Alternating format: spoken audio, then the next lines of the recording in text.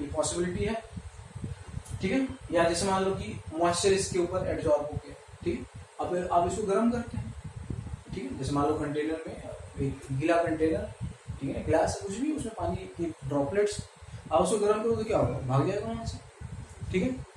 तो फिजियोशन जो होते हैं बच्चों, टेम्परेचर बढ़ाने से क्या हो जाता है, घटने लगता है, ठीक है। टेम्परेचर बढ़ाओगे तो फिजियोशन घटेगा, ठीक है। और केबीज ऑप्शन क्या होता है, टेम्परेचर बढ़ाओगे तो केबीज ऑप्शन बढ़ेगा, ठीक है। तो टेम्परेचर बढ़ाओगे तो ज्यादा से ज्यादा ये एटम क्या होंगे, ब्रेकआउट होंगे, तो टेम्परेचर बढ़ाओगे तो बढ़ेगा। अब कहो क्या हर एक टेम्परेचर बढ़ते हैं, नहीं। अब ऐसा नहीं कि केबीज ऑप्शन हो चुका है उसके बावजूद भी, है ना। जैसे मान लो कि यहाँ पे सपोज के लो ये आयरन का सरफेस है, ठीक है। अब यहाँ पे मान लो O2 को इसके ऊपर हमें एब्जॉर्ब करना है, तो कैसे एब्जॉर्ब होगा, तो O2 एब्जॉर्ब करने का मतलब है कि आपको पहले O2 को तोड़ना पड़ेगा, ठीक है, आयरन भी टूटेगा, ठीक है। तो अब ये आपस में कंबाइन करेंगे, जैसे मान लो Fe+2 में गया और O2 में O में गया, ठीक है, वो इससे इलेक्ट्रॉन लेगा, ठीक है। पहले तो Fe गैस रहेगा, O गैस रहेगा, बाद में इलेक्ट्रॉन लेगा और ये देगा, तो ये FeO बना सकता, ठीक है। यहाँ पे +2 आ जाएगा, यहाँ पे -2। तो ये काम करना होगा कि O2 जो मॉलिक्यूलर है उसको एटॉमिक लेवल में जाना पड़ेगा, लेके जाना है, और आयरन जो कि क्या है सॉलिड लैटिस में, उसको भी आपको किसमें ले आना पड़ेगा, एटॉमिक फॉर्म में लाना पड़ेगा, और ये बाद में आपस में कंबाइन करके मेटल ऑक्साइड बनाएगा, ठीक है। अब ये मेटल ऑक्साइड की से मान लो मेल्टिंग पॉइंट कुछ है, से समथिंग 1500 डिग्री सेल्सियस। अब अगर 1500 डिग्री सेल्सियस से भी अगर आप इंक्रीज करो तो ये डिकम्पोज हो जाएगा, ठीक है। तो higher temperature is required, but इसका मतलब ये नहीं कि आप टेम्परेचर बढ़ाते जाएंगे तो केबीज ऑप्शन हमेशा बढ़ेगा, ठीक है। तो इनके जो ग्राफ होते हैं थोड़ा सा आपको समझ लेना। तो basic difference between physisorption क्या एंड केबीज ऑप्शन की नेचर ऑफ फोर्सेस होता है। फिजिज ऑप्शन में क्या होता है कि weak van der Waals forces होता है, केबीज ऑप्शन में प्योर बॉन्ड जो केमिकल बॉन्ड होता है ना, वो होता है, और उसकी जो बॉन्ड एनर्जी होती है केबीज ऑप्शन की बच्चों 80 किलोजूल पर मोल टू 240 किलोजूल, और जो फिजिज ऑप्शन होता है वो 20 किलोजूल पर मोल टू 40 किलोजूल पर मोल होता है। फिजिज ऑप्शन जो होता है वो इंक्रीज होता है with increase of pressure and decrease होता है विद डिक्रीज ऑफ टेम्परेचर, ठीक है। फिजिज ऑप्शन जैसे कि मान लो अगर फिजिज ऑप्शन को अगर आप प्रेशर के टर्म में देखें, तो अगर आप प्रेशर बढ़ाते हैं, ठीक है, तो X/m अगर आप प्रेशर बढ़ाते हैं तो प्रेशर की बढ़ाने से इसकी वैल्यू जो होती है बच्चों वो क्या होती है, बढ़ती है, ठीक है। अगर आप प्रेशर बढ़ाएंगे, ठीक है ना, ये एक्चुअल में आगे हमें पढ़ना भी है। तो फिजिज ऑप्शन में ये ऐसे आता है कि X/m, ठीक है, और यहाँ पे क्या होता है बच्चों, तो ये कुछ ग्राफ ऐसा, व्हाट इज X? X जो होता है अमाउंट ऑफ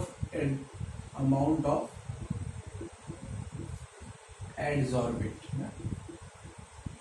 और M जो होता है क्या होता है, अमाउंट ऑफ एडजॉर्बेंट, ठीक है बच्चों, ये होता है।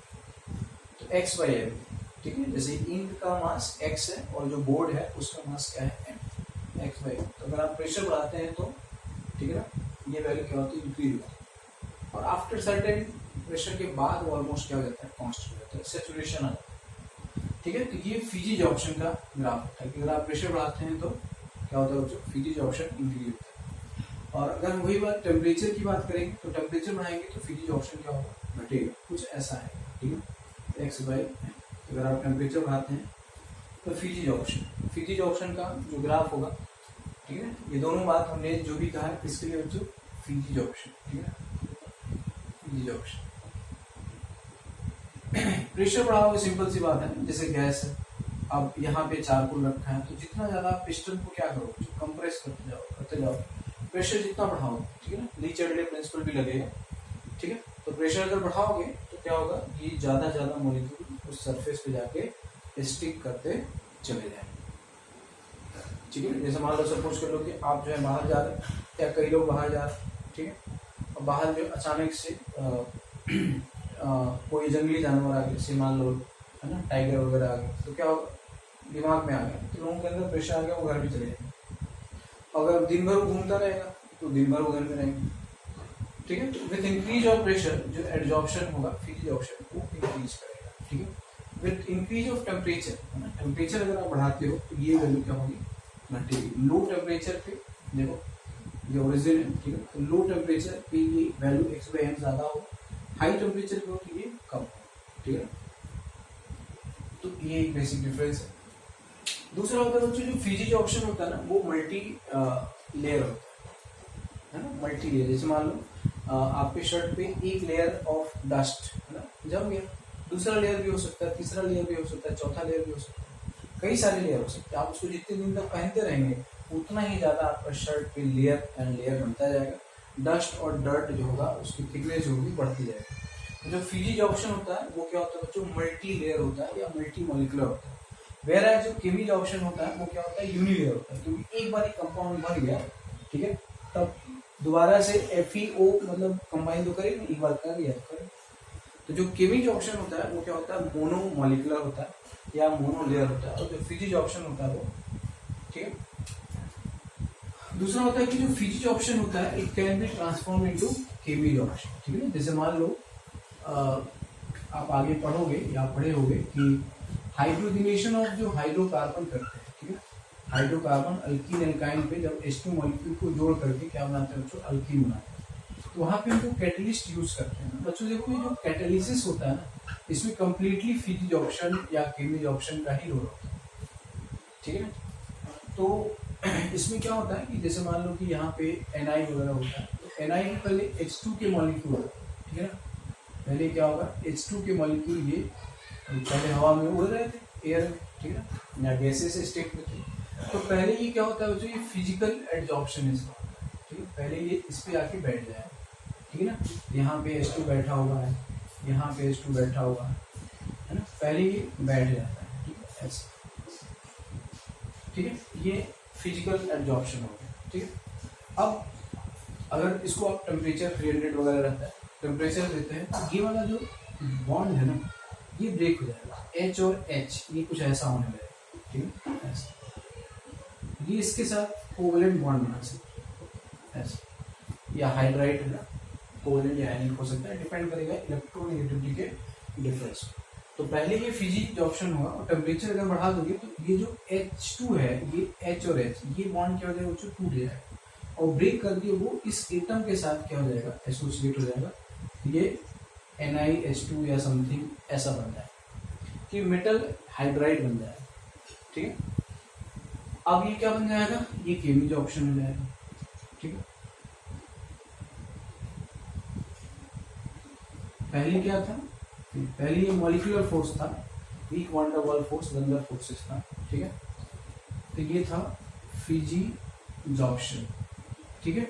और उसके बाद ये क्या होगा बच्चों, केमिज ऑप्शन हो गया, ठीक है।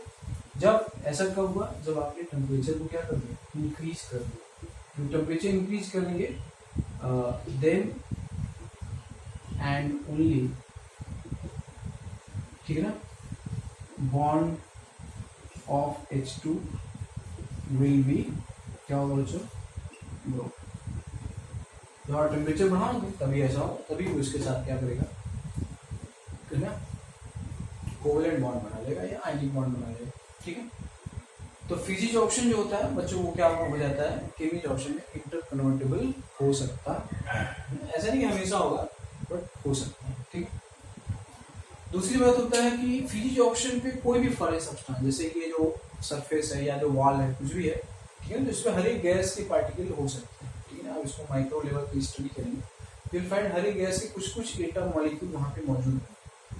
तो जो फिजिज ऑप्शन होता है बिल्कुल नॉन स्पेसिफिक, मतलब कोई भी, everyone is welcome.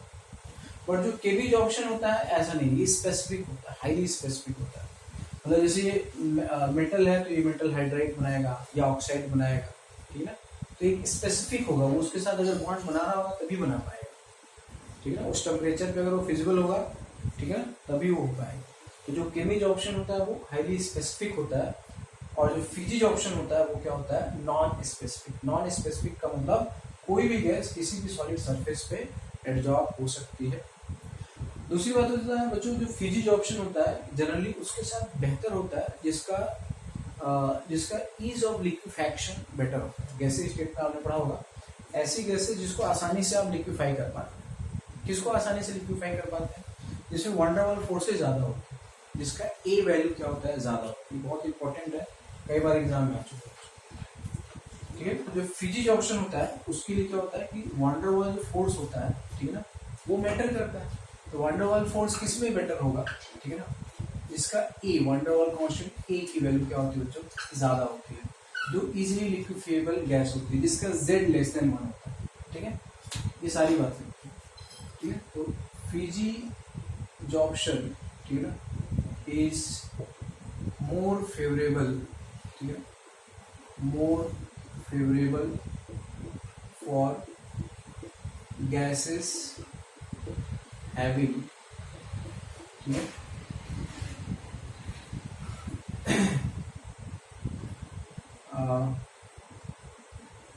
greater value of, ठीक है ना, वांडर वाल कांस्टेंट। ये क्या होता है बच्चों, वही जो आपने पढ़ा था ना, P plus a n square by V square V minus n b is equal to n R. आपको ये ए की वैल्यू दे सकते हैं। और हाई क्या होगा बच्चों, critical temperature, high TC, TC पढ़ा होगा बच्चों, ये ई के डायरेक्टली क्वेश्चन आता है। तो जो गैस का क्रिटिकल टेम्परेचर ज्यादा होगा या जिसका वंडरवाल कांस्टेंट ए की वैल्यू ज्यादा होती है, वो गैसेस या जिसको बोलते हैं विच इज इजीली लिक्विफिएबल, और विच इज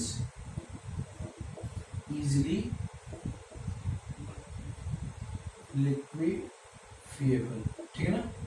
तो ऐसी गैस जो आसानी से लिक्विड में ट्रांसफॉर्म की जा सकती हो, उसका फिजिकल एब्जॉर्प्शन क्या होता है, ज़्यादा फेवरेबल होता है। सिंपल सी बात है कि वंडरवाल फोर्सेस अगर आपस में लगा रहा है तो वो सरफेस के साथ भी लगाए।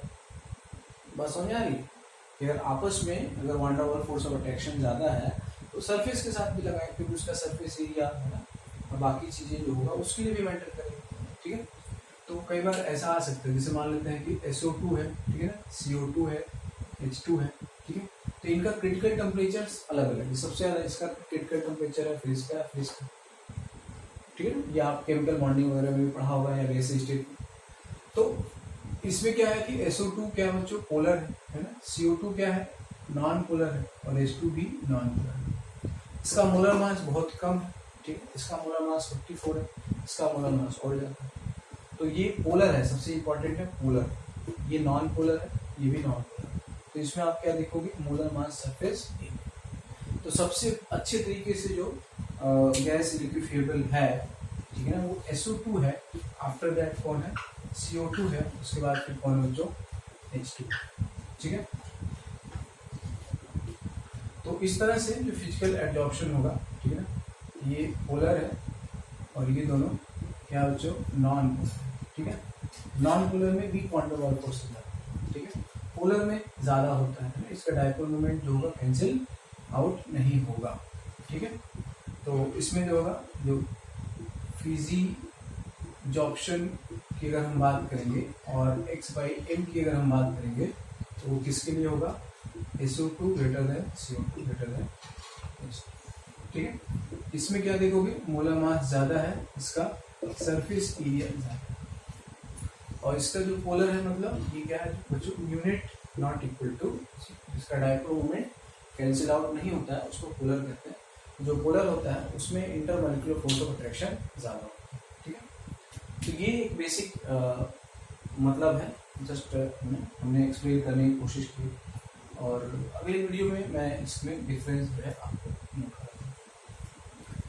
बच्चों ये थोड़ा सा ध्यान रखो कि आप अगर वीडियो आपको सही में जेन्युइन है, वैसे तो मैं आपको कहूँगा, ठीक है ना, IIT के कोई भी क्वेश्चन इसके बाद आपसे बन जाएगा, तो आप प्लीज़ इसको ज़्यादा से ज़्यादा शेयर करें, जिससे ज़्यादा से ज़्यादा नंबर ऑफ स्टूडेंट को इसका बेनिफिट मिल सके, ठीक है।